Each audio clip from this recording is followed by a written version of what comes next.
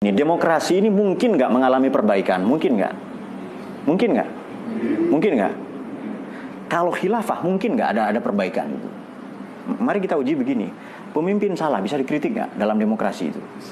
Bisa. Bahkan bisa dimakzulkan, bisa impeachment. Dulu demokrasi tidak begini. Lalu ada misalnya parliamentary threshold, presidential threshold, dibatasi harus sekian. Dalam khilafah versi HTI nggak bisa begitu, nggak bisa diperubah. Udah absolut kok. Dalam demokrasi ya, dalam demokrasi kalau salah orangnya biasanya mereka katakan sistem yang salah.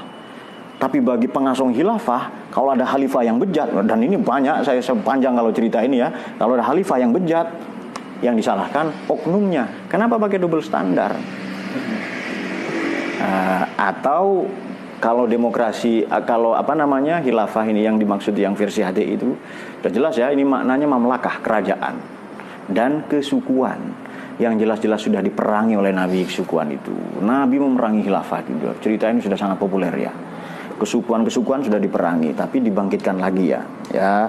Apa itu Umayyah, Abbasiyah, Mamluk, Saljuk, kemudian Fatimiyah, apalagi satunya itu terakhir Ottoman, itu semua kesukuan.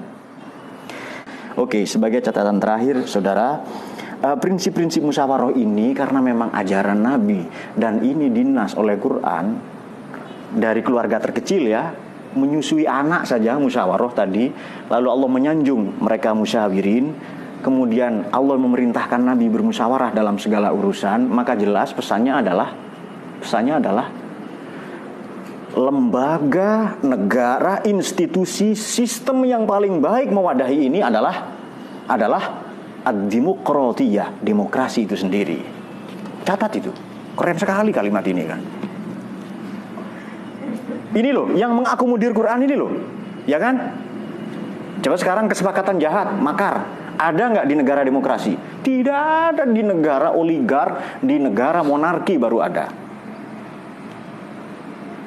Tapi ini sementara kita belajar bermusyawarah dari Quran, sementara itu kita melatihnya di keluarga kita. Jadi yang paling pas mewadahi demokrasi itu apa? Ya, yang paling pas mewadahi musyawarah, prinsip-prinsip musyawarah dalam Quran adalah negara demokrasi. Lembaga tertinggi kita apa namanya? Lembaga tertinggi kita Dewan Permusyawaratan Rakyat. Bahkan musyawarah ini sudah jadi bahasa Indonesia. Coba Anda buka kamus KBBI, ya sudah jadi bahasa Indonesia musyawarah. Nah kalau begitu, karena Indonesia satu sudah menikah dengan Pancasila dan prinsip musyawarah diakomodir dalam Pancasila sila yang keempat, tidak ada problem sebenarnya. Maka prinsip musyawarah ini ya tentu demokrasi ada kekurangannya, sudah jelas itu. Sudah jelas pasti ada kurangannya. Tapi demokrasi membuka diri untuk diperbaiki. Tapi kalau sistem yang absolut tidak bisa.